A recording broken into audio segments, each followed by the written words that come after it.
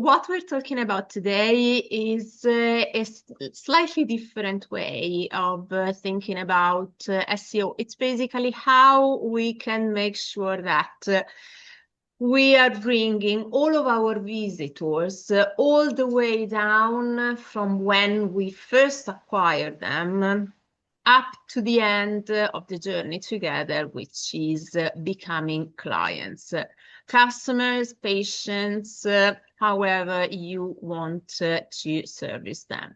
So different stages, different steps, different ways in which your site needs to cater in each of these steps. So we will go a little bit into the various step-by-step activities and the way the site needs to cater for your human clients, prospective clients, is exactly the same that needs to be done for your AI search tools. So the things that you want to be recommending you, they will interact, they usually interact with the site just as humans do. So we will see all of the similarities that they are. So the way we're approaching this process works for the humans and the machines alike in a very, very similar way, to be honest. So let's see. Okay, now you know me already. Most of you, even the people who are checking these. Donna, can you keep letting people in as I go on? And otherwise, yeah, okay, thank you. And so you've all known me for a while, but I've been doing this job for a little while now, and it puts me in a privileged position because I have been seeing lots of changes in the industry, and it's good because it kind of redimensions some of the big hypes and it reminds of the fundamentals that do not really change with all of the small, big algorithm changes. So I've been specializing in SEO for quite a while, and I've got an agency that specializes only in optimizing websites, PinkSEO. So team of 9 employees, all only doing the different pieces of what makes a website rank. So now let's talk about funnels. This is the very typical one, and I'm pretty sure you've all more or less seen the typical AIDA funnel. So awareness, interest, desire, and action. So from when somebody spots you and you enter in their radar until you actually start piquing their interest, this becomes something that they want. There is an importance in guiding the journey through the end, from transforming this interest into an actual willingness of purchase and the final piece, which is converting. From an SEO perspective, how this can change, these words were explained in this way by Chris. I saw it on LinkedIn, and I really thought it's a good way of describing the process from an SEO point of view. He's the founder of an SEO tool, so it's really around this SEO kind of layer. So we are starting from a discovery plan in which people will get to find you. We need to build trust, which will become intent and finally converting into this decision if everything is done and if we are not neglecting any layers. And we will see in a little moment that sometimes some of these layers can be neglected. So we need to make sure that we are touching on all the bases. So we're starting with the first one. We're starting with discovery. So when people do not even yet know that they need you, and they are just trying to find something that responds to an issue that they have. It's so early, this moment in which they can find you, that It's something that Google theorized back in 2011 as, in their terms, the zero moment of truth, because they decided that the first moment of truth is when somebody finds you. The second is when they buy from you, and the third one is when they refer or write a testimonial. But all of the big SEO game is done before. It's done around this kind of green circle that is before they get to discover you, this zero moment of truth. So what happens in there before they find you? That is the moment in which they had a stimulus. Something happened in their life. They haven't found you yet, but they are starting to realize what they need. Let's make a practical example. Let's say I'm getting married. Not me, I mean, I've done it, but let's say it happens. Somebody's been proposed. Now they start thinking, okay, what do I need? Okay, we are going to need dresses. We're going to need flowers. We're going to need rings and a venue and a photographer and an officiant. Okay, we're going to need a lot of stuff. Let's make down a list. Let's research. And that's the stage in which we are. So before we have found the zero moment of truth, after the stimulus is there, we are entering this kind of research stage. And how do they search? Well, in 2011, there wasn't a step that we now have, which is AI. So they used to be researching online. Now they're researching even more on their trusted AI tools. It can be Chat, it can be Claude, it can be Perplexity, it can be Gemini. Everybody's got their own favorite ones. They're watching videos, particularly certain demographics. They research more on videos and TikToks and YouTubes rather than on Google itself. And after all, YouTube belongs to Google, we know. They may be asking humans, like friends, colleagues, neighbors, and they will be checking your reviews. So this is kind of the top of the funnel for this discovery layer. We are in this stage. And the type of things that we research when we need something, they're not branded yet because we don't know what brand we want. We are now in this first layer in the non-branded kind of realm. So we know that we fancy a chocolate bar. We don't know yet that this is the brand that we prefer. We know we need a new toothbrush. We don't know this is the last one. We know we need a new smartphone. We don't know this is a color that I like. We know we want an indoor bike. This is the new one. We know we need an SEO agency, and this is us in many different spellings. So we will talk about that as well. So there is a moment for everything. There is a moment for non-branded, this top layer, and we will see in a little while as you go down the funnel, there is definitely a moment in which we need to touch base on the branded search terms as well. So as of now, this stage of the buying process is the one at the beginning in which we are giving people information.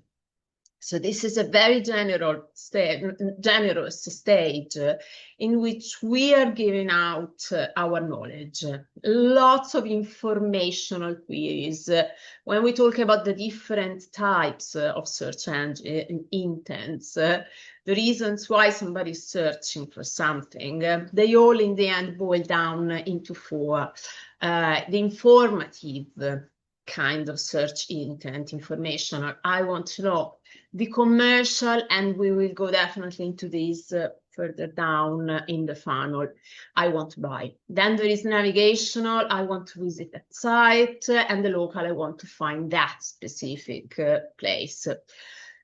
Now we are in the very first one, which is I want to know, and that's the stage for the information. So your non-branded queries that reach somebody to educate them.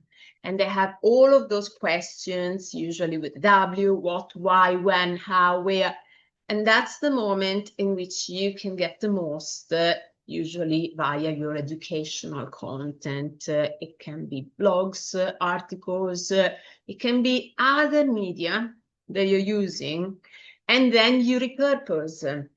Because absolutely people are using content in different ways. As we saw, there's plenty of people, they rather get content on a podcast when they're walking the dog. And that's the best moment in which they're absorbing content. They're in the best kind of state of mind. There's plenty of people who prefer a video interaction. There's plenty of people who will learn on social, webinars like these. So all of the ways that you can think, and if you manage to touch all the bases, you're catering for every different need in terms of making people become grateful that you have given them so much of your knowledge. There is so much that you can help them out very generously, and they will remember your help. In the end, when they decide that they want to go for something, they have already established something that you will recognize in the next step, which is trust. This layer builds for the next one. So you are giving them something, building up on gratitude and trust. The reason why we're talking about repurposing content is that if you're only doing video, yes, your video can rank on YouTube, for example, and can be found, but all of the words that you're saying, and usually when you talk a normal speed, you're saying about 100 words per minute. You can repurpose them, and your content, there is a sort of waterfall of content reuse that you can have. You can transform your videos, slice and dice into little social media snippets. You can retransform these sessions into articles, into guides, lots of different ways that once the content is in HTML on the site, it's so much easier to be digested for search engines. So again, we're trying to touch on all the bases.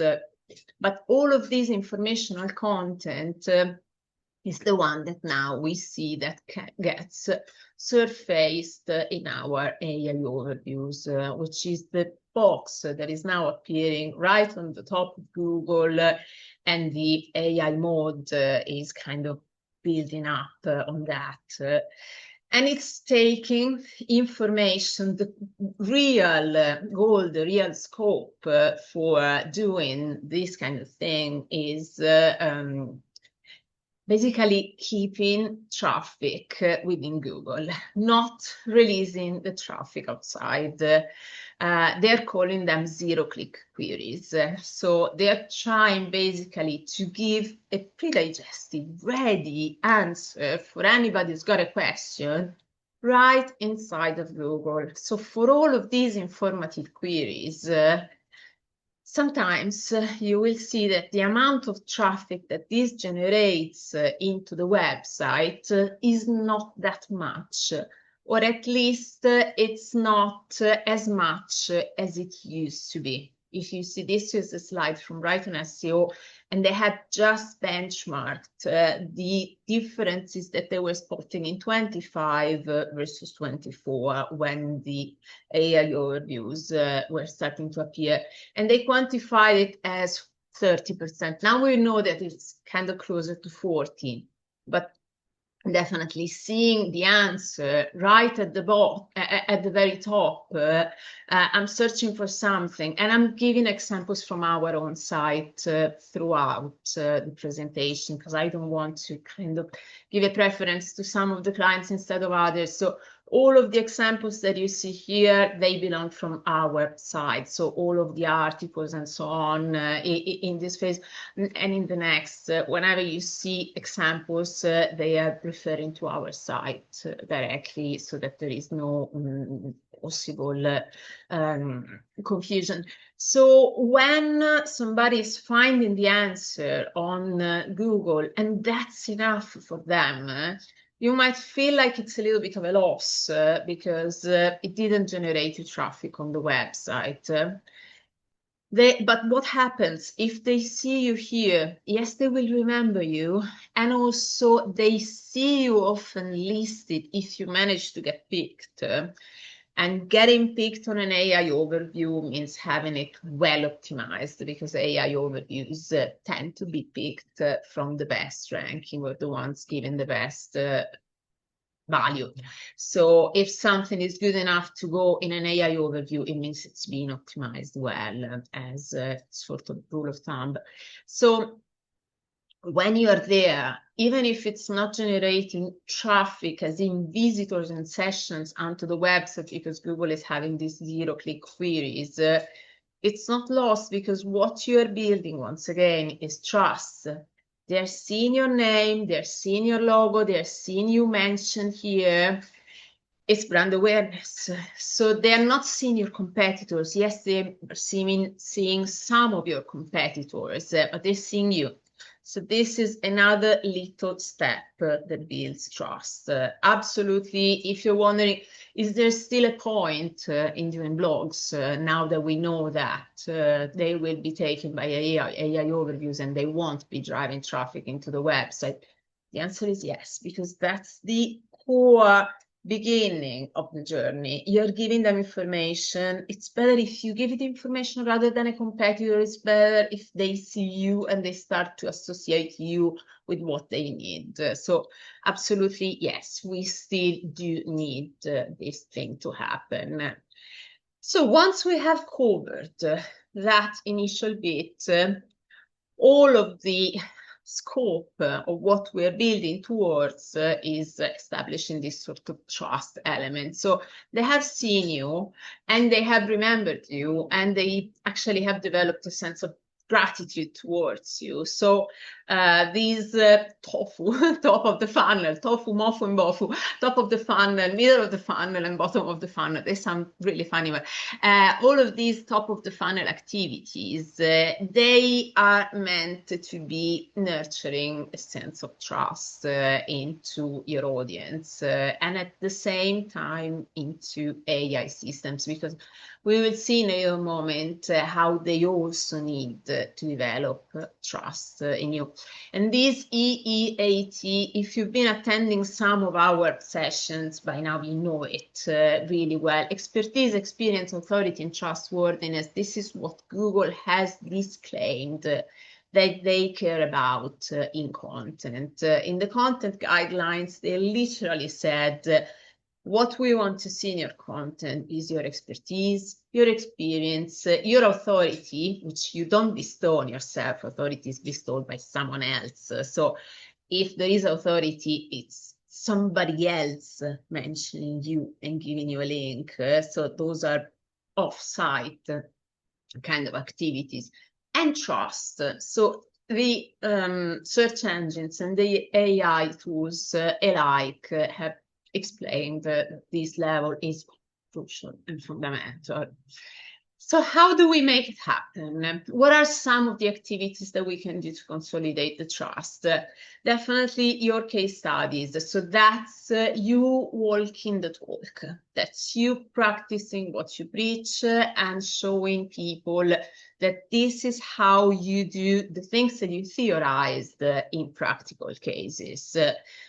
Relatable cases, so situations, if you're writing them fairly well, people can actually see the journey with the hero not being you, but your client, and you're the assistant in that case, that helps the client throughout the way you can help them, and how the client had pain points and difficulties and struggles that the prospective client can relate with, because yes, actually, I'm going through something similar. See what they've done. I need the same. That builds trust.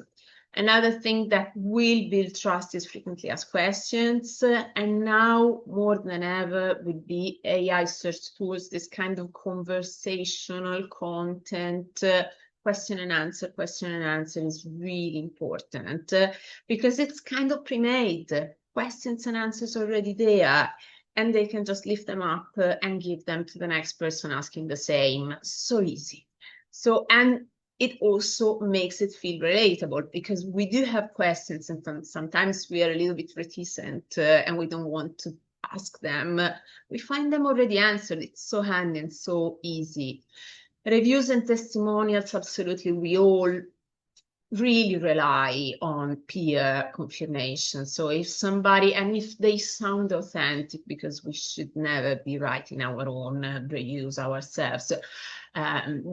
We can't say, I don't know, Silvia is so cool. It needs to be somebody that is actually saying something based on their experience. So the words that they will mention will be maybe things that you would never have said, because they are appreciating a particular angle of what you do that you wouldn't have even thought that was so important for them. So it's crucial to have all of these user-generated content because it also comes in a tone of voice that's very different from yours, and it's your ideal kind of customer tone of voice. So it's something that is absolutely invaluable for users and for search engines alike, and we will see it.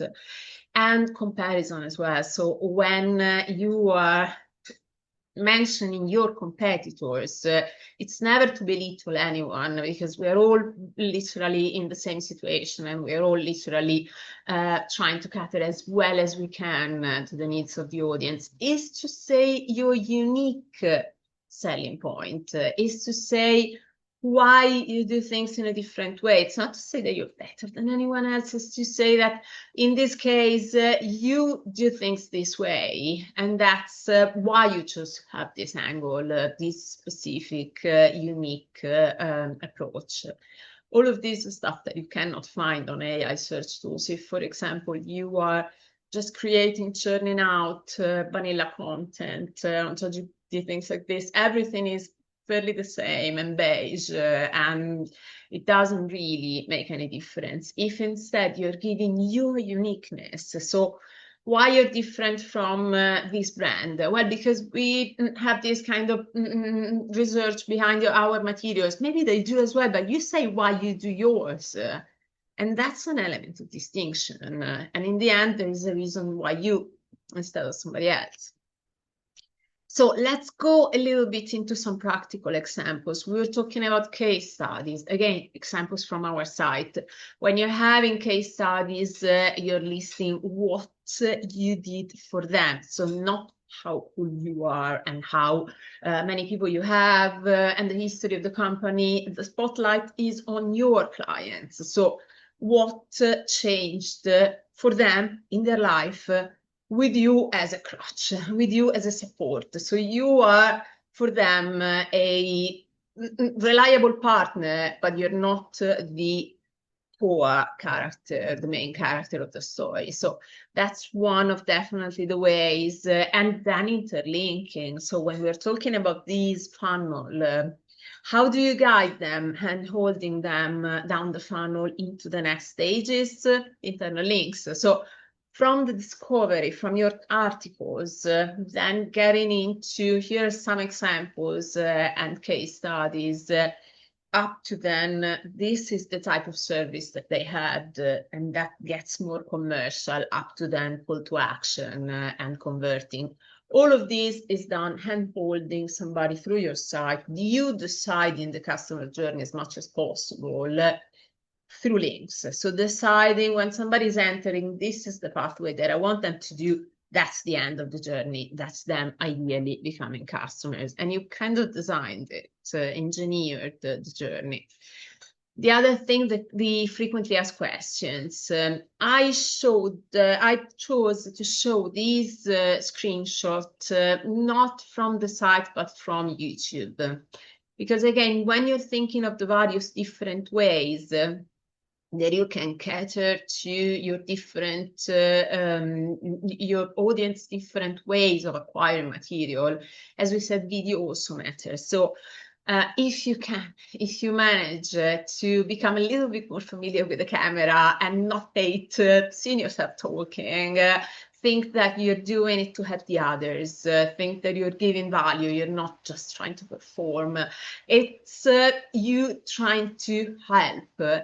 Then if you manage to have yourself in a video, that is something that you can really utilize and capitalize on to the website, because then that content can be transformed into an article, embedding the video inside, and all the time that they will spend watching the video inside of your site is dwell time, which gives an engagement signal to Google, as in, oh, users are having a good time on this site. They're spending quite a bit of time. It means this site is valuable.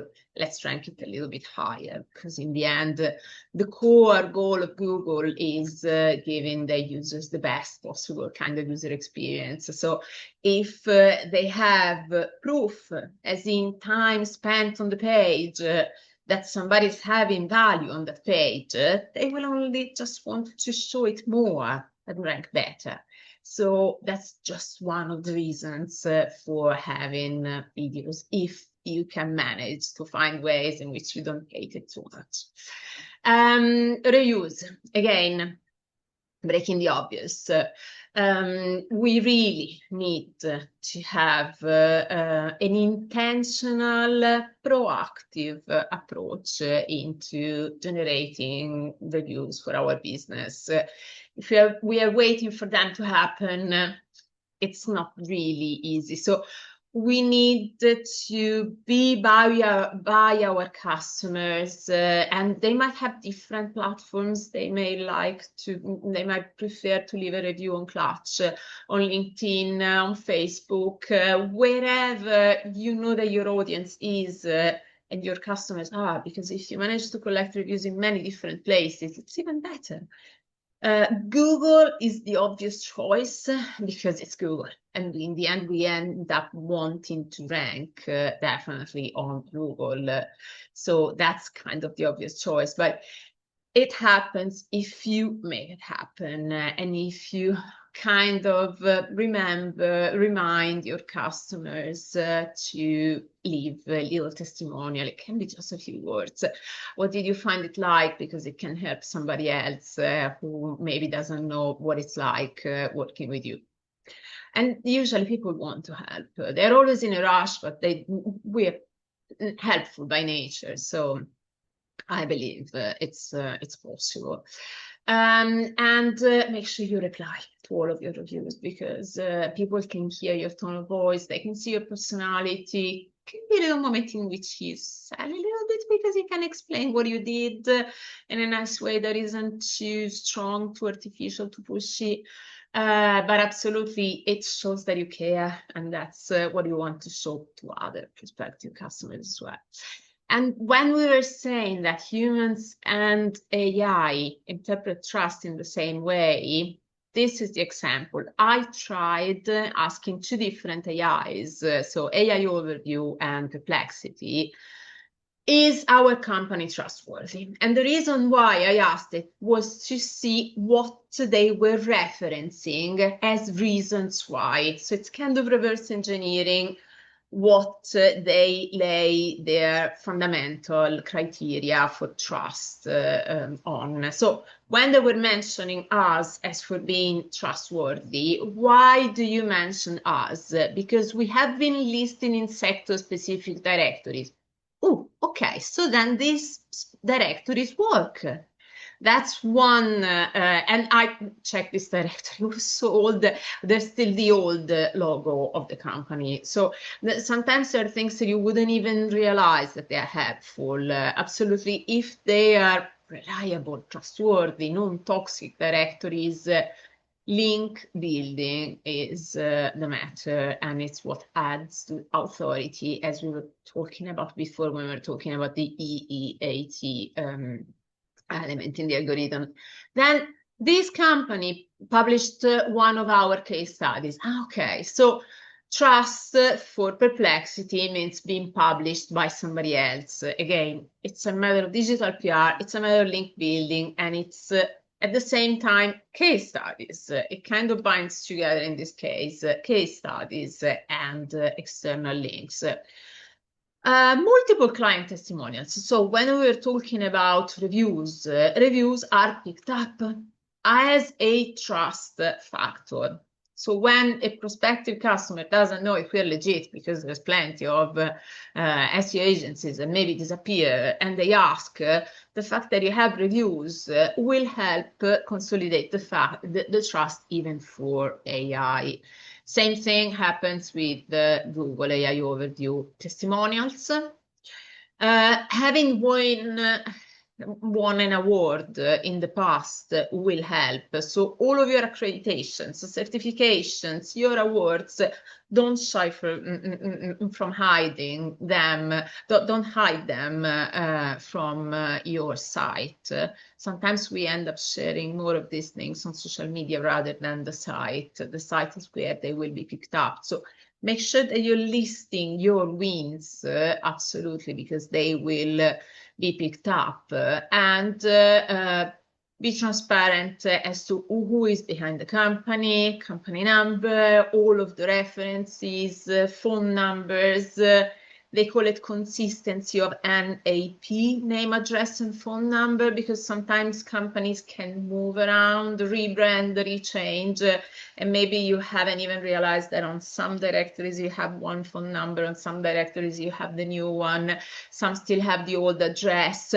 Consistency of NAP is something that reinforces trust, even for a user, because what's even their name? I see them with two different names.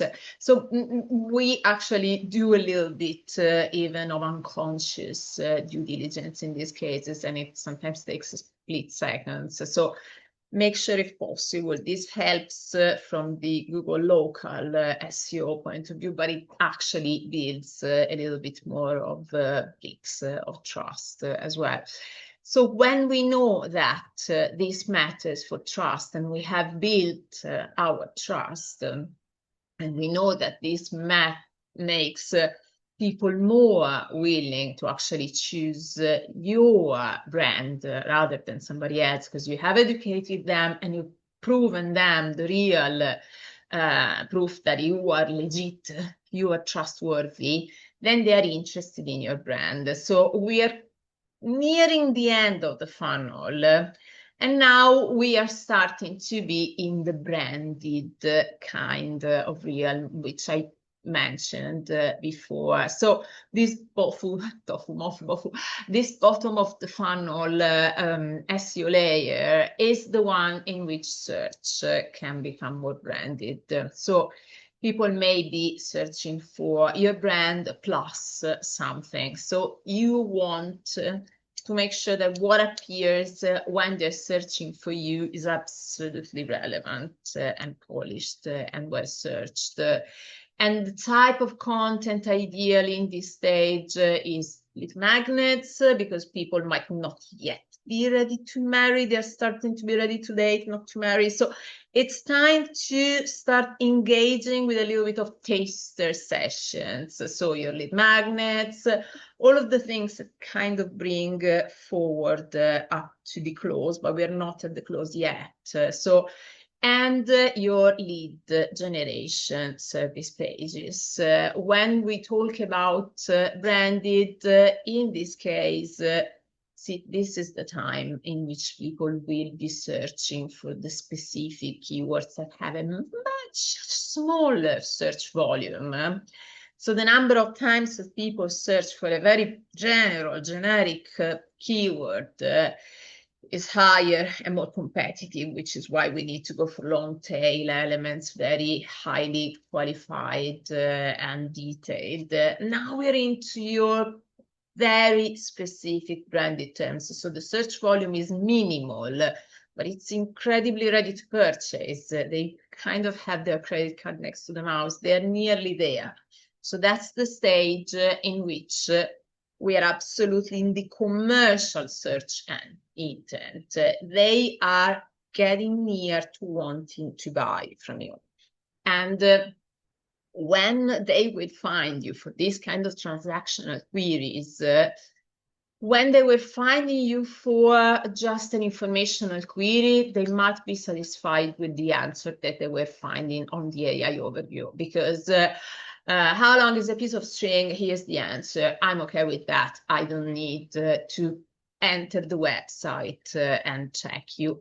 If instead I'm asking for a commercial query, I'm not satisfied with the answer that I see on AI Overview.